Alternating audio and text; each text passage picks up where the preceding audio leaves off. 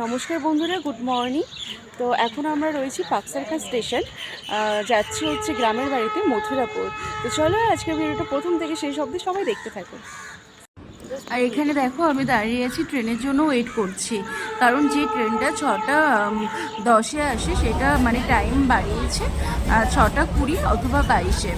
তো একটা দিদি বললো, তো যাই পাই হোক, সাধারণত নামখানা বা লক্ষ্মীনাথপুর ট্রেনগুলো প্রচণ্ড ভিড় হয়, কিন্তু আমি বসার সিট পেয়ে গেছি। ট্রেনটা মোটামুটি ফাঁকাই ছিল, কোনো অসুবিধা হয়নি। তো তারপর দেখো আমি বাড়িতে পৌঁছে গেছি, মানে আমাদের গ্রামের রাস্তা।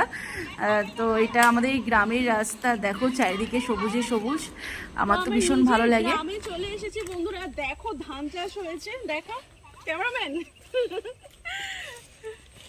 তো আর কিছুটা গেলেই আমার বাড়ি। ঠিক আছে, এবার বন্ধ করে দে। আর এদিকে দেখো দুপুরবেলা